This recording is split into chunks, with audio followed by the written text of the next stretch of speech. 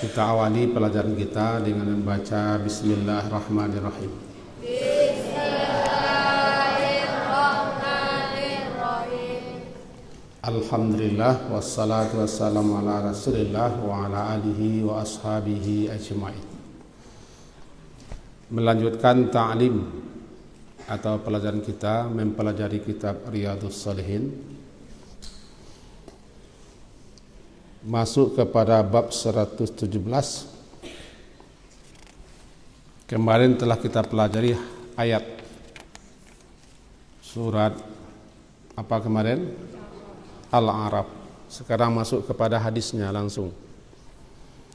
Hadis pertama, Ani bin Abbasin radhiyallahu anhuma.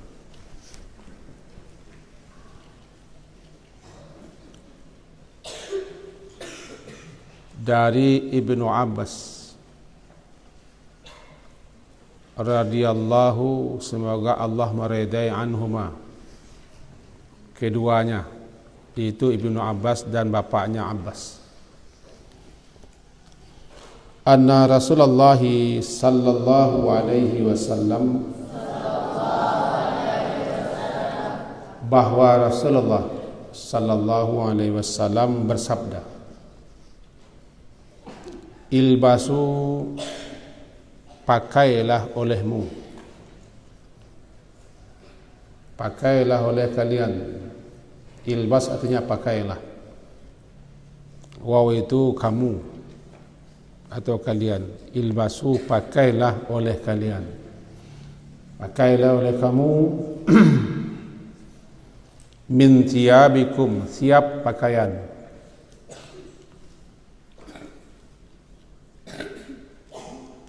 Daripada pakaian kamu, al-bayyad, yang berwarna putih. Bayad berwarna, karena innaha, sesungguhnya dia pakaian putih itu, min khairi thiyabikum,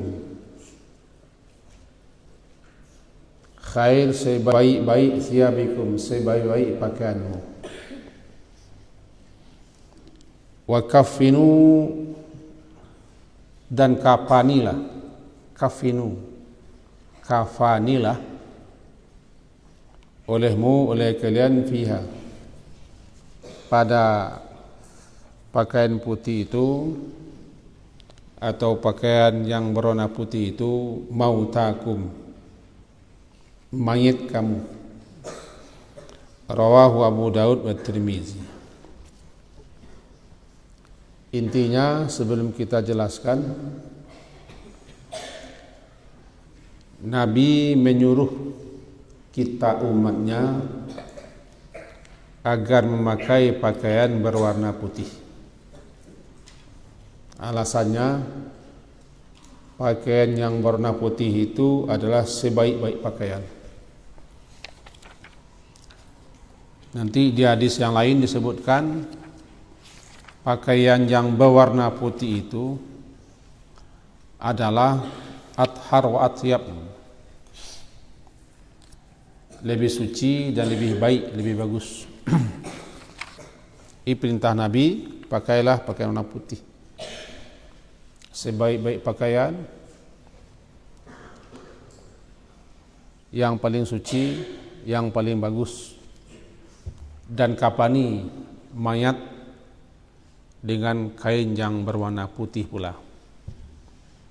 Nah, mari kita pahami dulu hadis ini.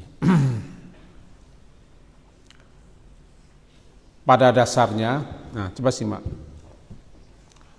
Pada dasarnya, pakaian apapun warnanya yang kita pakai boleh, tidak masalah. Selagi tidak ada larangan dari Nabi, beliau juga tidak mengharamkan atau tidak mencegah kita memakai itu, maka pada dasarnya apapun warna pakaian boleh. Maka boleh saja orang memakai pakaian yang tidak putih. Pakaian warna hitam boleh, merah juga boleh, hijau juga boleh, dan lain-lain warna, kecuali kalau itu dilarang oleh Nabi, seperti pakaian bagi pria, pakaian sutra bahannya, atau pakaian muasfar, pakaian yang dicelup dengan warna yang kuning agak keorangian, itu untuk wanita. Jadi pakaian yang dicelup, digincu dengan warna kuning atau keorangi-orangian, laki-laki tidak boleh. Itu dilarang namanya. Atau pakaian yang memang Nabi sendiri sudah menjelaskan dan menegaskan tidak boleh. Maka yang pertama yang harus kita pahami, apapun warna pakaian itu kita boleh pakai, dengan catatan kalau tidak ada larangan dan tidak menyerupai warna-warna pakaian ibadah agama lain. Cuma sebaik-baik warna untuk jadikan pakaian putih.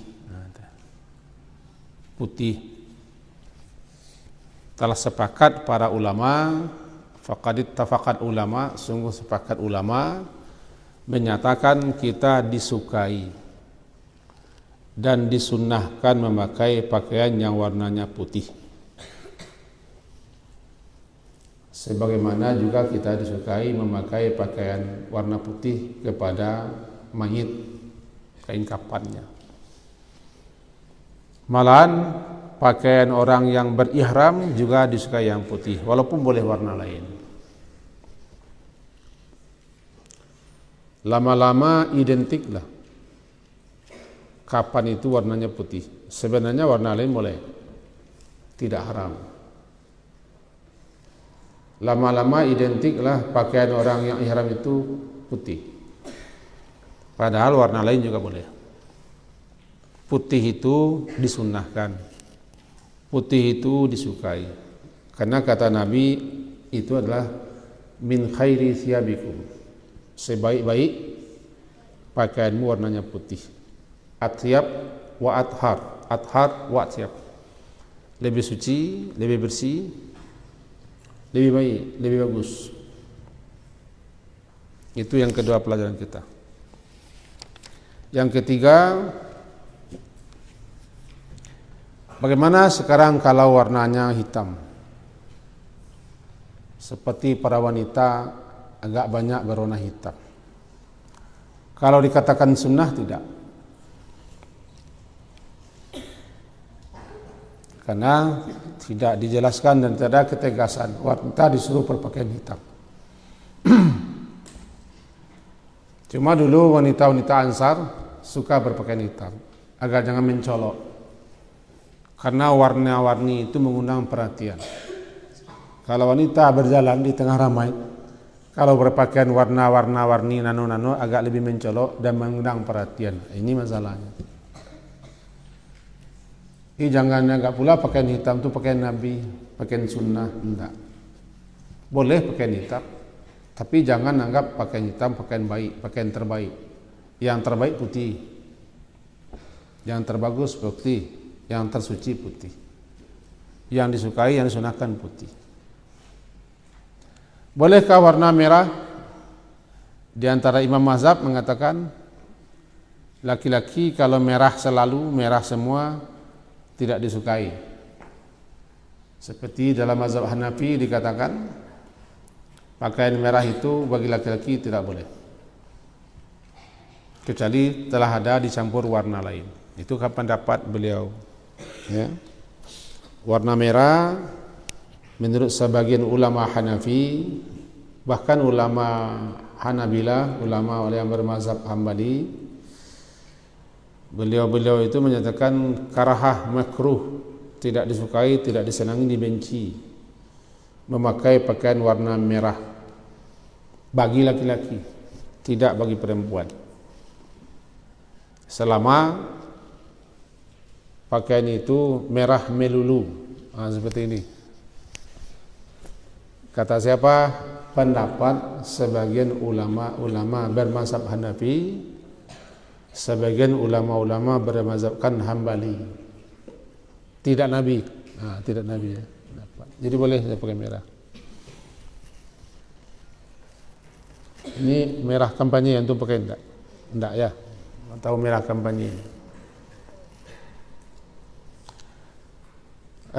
Kemudian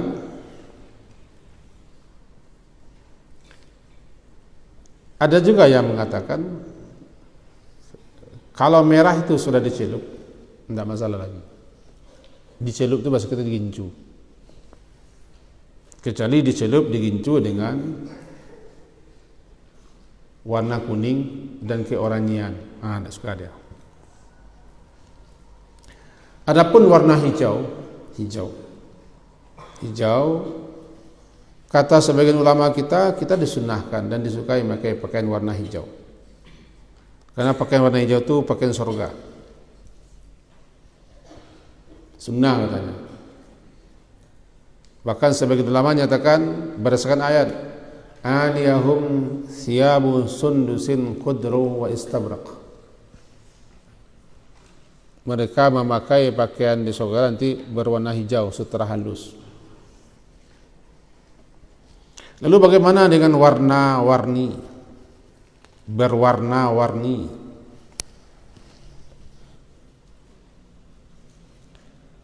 Asalkan warna-warni itu tidak ada gambar-gambar. Gambar makhluk hidup,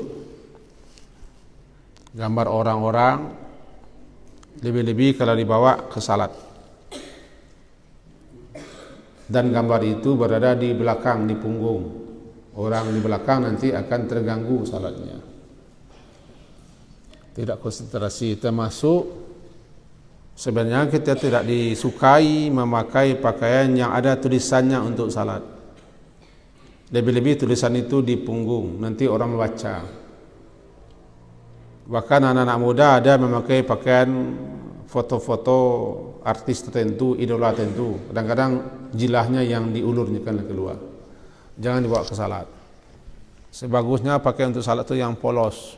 Kalau tidak bisa yang putih, warnanya polos. Tidak bisa yang polos, jangan norak dan bergambar-gambar.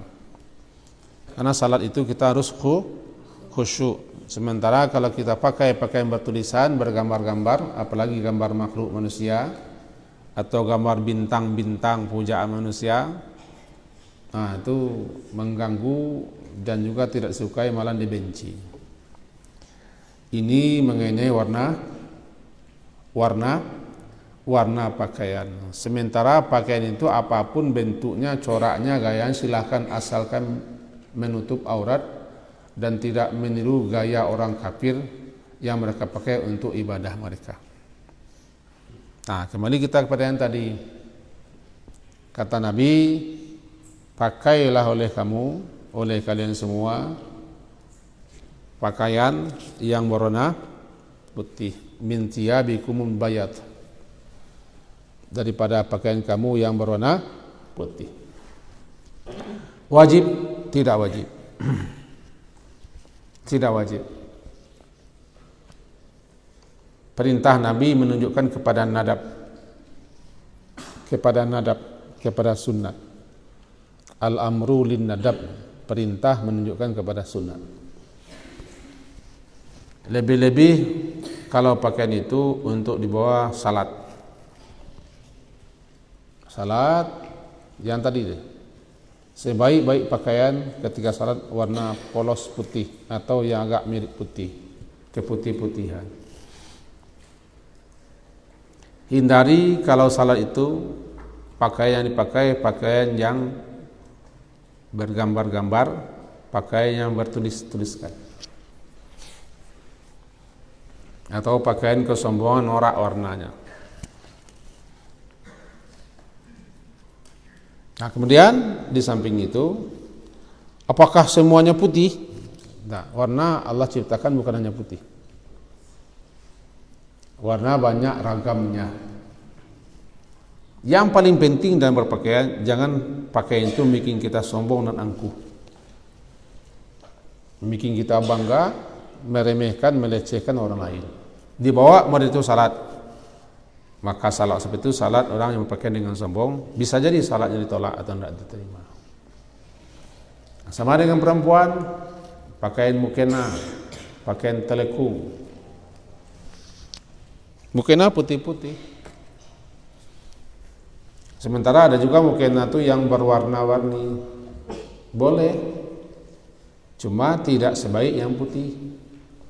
Nah, tidak sebaik yang putih. Sama dengan kami laki-laki. Pakaian boleh apa saja warnanya dibawa untuk salat.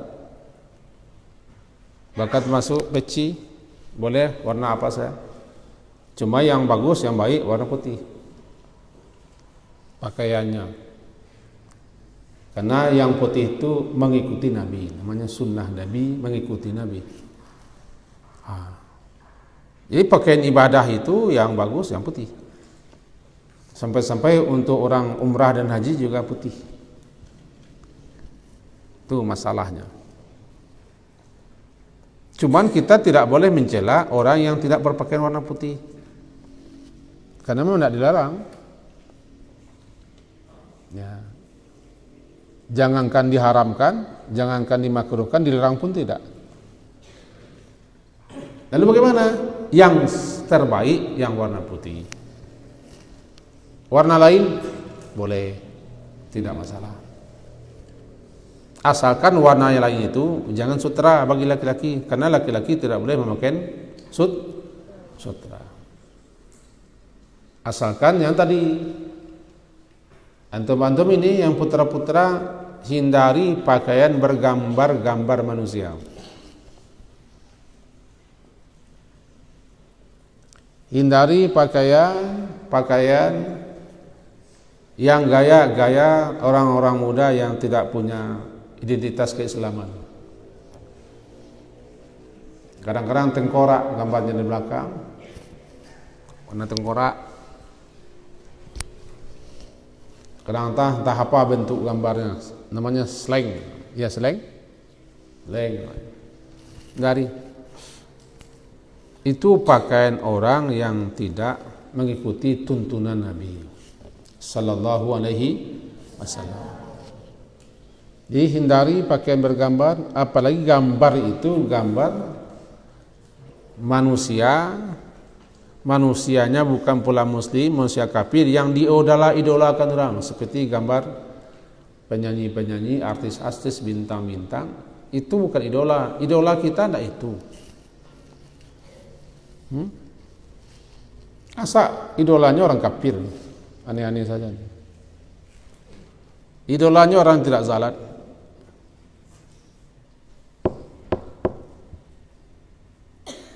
Orang beriman itu idolanya pasti orang beriman. Idolanya Nabi Sallallahu Alaihi Wasallam. Jadi murid-murid kita di sini, kalau sudah ada pakaian bergambar-gambar manusia, bergambar-gambar artis, kemudian bertulisan aneh-aneh, nanti dioper pulang. Jangan dipakai di sini. Kan itu bukan sunnah, bahkan dimakruhkan, bahkan pakai sampai kepada tingkat tercela.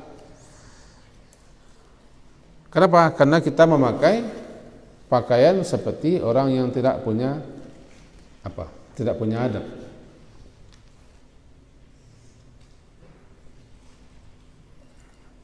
Tahu maksud Nabi kan? Tahu kan? Dulu terkenal gambar orang stone, lidahnya menjulur ke bawah, dipakai itu, dijijirkannya kita dipakai itu. Dibawa ke salat, orang belakang kita luruskan lidah kita ke belakang dengan gambar kita, kan mengganggu dia. Di situ pula makanya kita dilarang salat. Beralaskan tulisan-tulisan, beralaskan foto-foto seperti di atas koran, mengganggu. Bolehkah kita salat pakai batik? Ya boleh, tidak ada larangan, tidak masalah. Cuma dibanding dengan yang putih lebih bagus putih, karena putih itu atyab, athar, khair. Faham Tom? Mari kita baca lagi. Ilbasu, pakailah olehmu, oleh kalian. Siapa yang diperintah itu? Yang diperintah siapa? Kita, umat Nabi.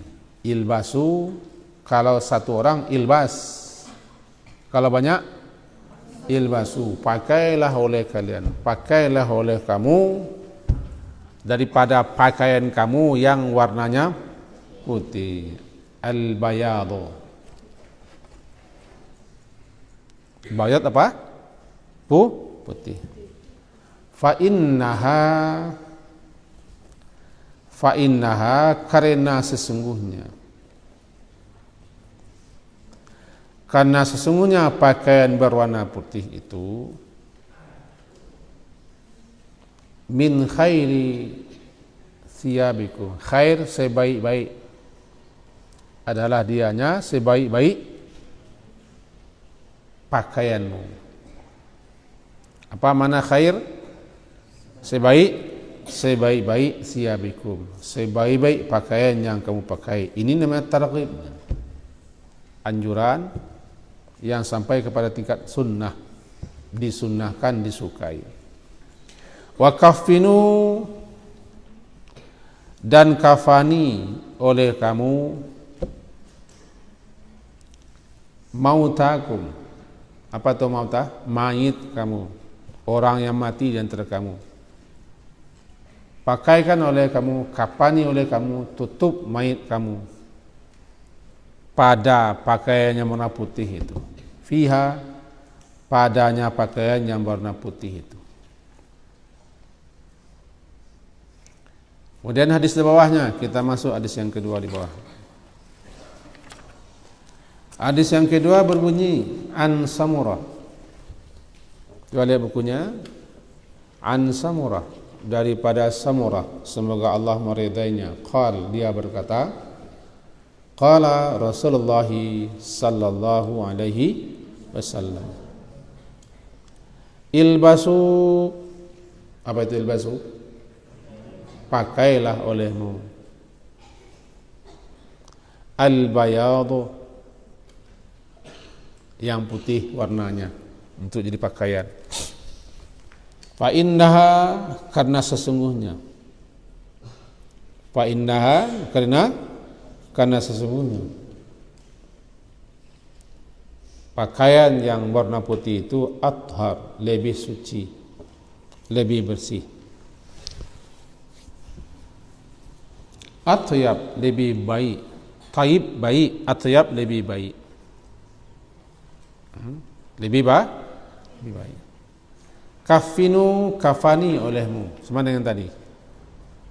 Pada pakaian kain yang berwarna putih itu mautakum, mayit kamu, atau orang yang mati di antara kamu.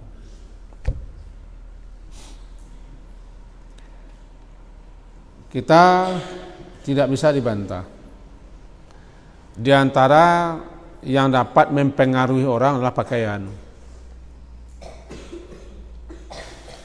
Pakaian itu bisa mempengaruhi si pemakainya. Bisa bikin orang semangat, bisa juga bikin orang sombong. Dan bisa juga pakaian itu membuat orang gagah, perkasa.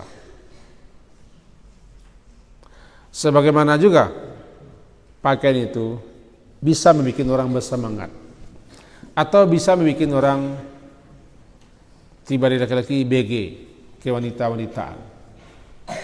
Akhirnya laki-laki ini dilarang memakai pakaian lembut-lembut, dilarang memakai pakaian kuning seperti kuning keping-pingan atau keoranye-oranyean, karena dia bisa mempengaruhi si pemakainya.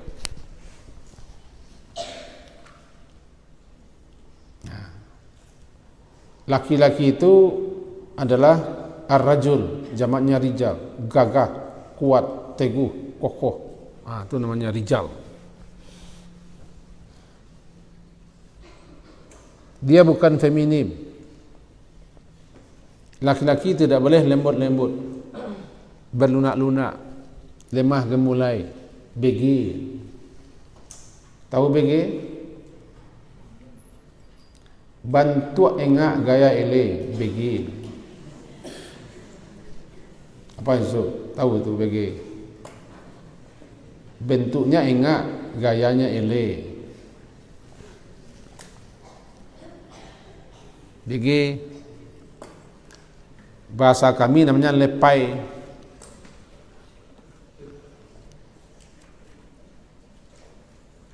Maka laki-laki, makanya dilarang dia memakai pakaian wanita, bisa rusak karakternya. Nih jantan-jantan, kita nih jantan ini, tahu jantan? Jantan itu melambangkan kuat, gagah, teguh, mantap, kokoh, tidak lemah, tidak enye, dan seterusnya. Pakaian yang kita pakai bisa mempengaruhi kita. Bisa mempengaruhi kita. Pakaian bisa membuat orang bagus, menjadi orang gagah. Tapi jangan sampai pakaian yang kita pakai bikin kita sombong. Syuhrah namanya. Tidak boleh kita pula memakai pakaian yang bisa membuat kita sombong. Dilarang pula oleh Nabi SAW. Ini. Jadi inti pelajaran kita sore hari ini sudah dapat. Nabi memerintahkan dan perintah itu sunnah. Berarti berpahala. Kalau kita pakaian putih dalam rangka melaksanakan sunnah Nabi, karena Nabi yang nyuruh berpahala, maka niatkanlah memakai pakaian putih untuk melaksanakan sunnah Nabi sallallahu alaihi wasallam.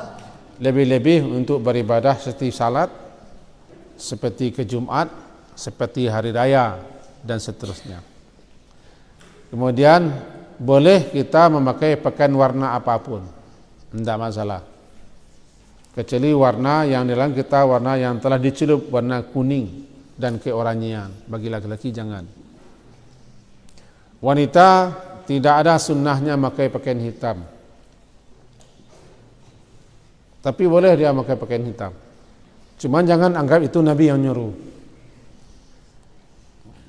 Wanita pakainya agak gelap-gelap, tujuannya barangkali supaya jangan terlalu memancing perhatian orang.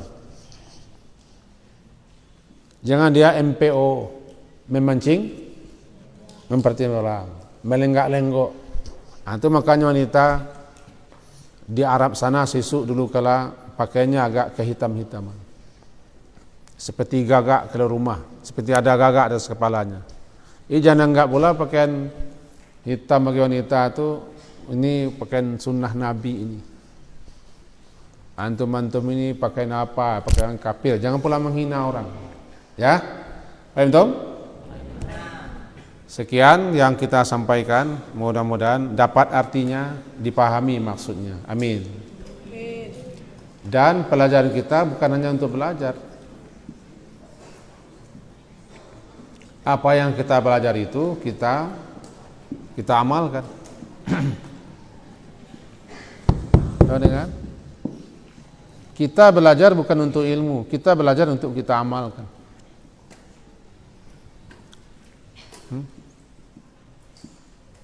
Kitab yang kita pelajari ini, guna kita pelajari bagaimana supaya kita bisa mengamalkannya. Menjadi orang saleh. Namanya Riyadhus Shalihin. Jadi bukan teori-teori saja, pakai, praktekkan, dilaksanakan. Supaya kita menjadi manusia yang saleh. Manusia yang beradab. Pesan Nabi kepada antum semua, pelihara kitab itu. Pelihara kitab. Isinya luar biasa.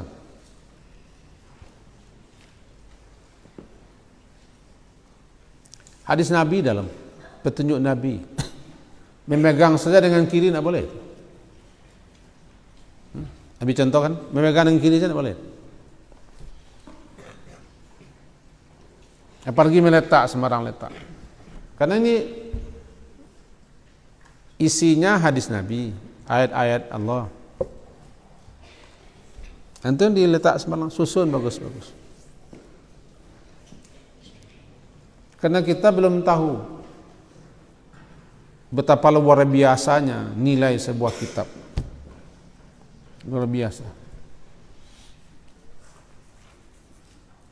Nah, sehingga ada teman-teman yang kadang-kadang kitab-kitab itu tidak dipelihara, tidak dijaga. Yang kata jangan ambil dengan kiri, bawa bagus-bagus, kasihlah plastik. Itu kalau pergi lihat tempat Abi itu, kita pelihara kitab. Boronglah 150 juta kitab di rumah, bagi kasihkan, ya, gratis. Datanglah ke rumah Abi gratis. Tapi kalau dibawa kitabnya bayar. Nah, baiklah. Dipelihara kitab, jangan biasakan tangan kiri. Ini siapa namanya kemarin ini? Siapa? Umar bin Khattab. Bagus ya. Sekian, kita akhiri dengan doa kafarah majelis.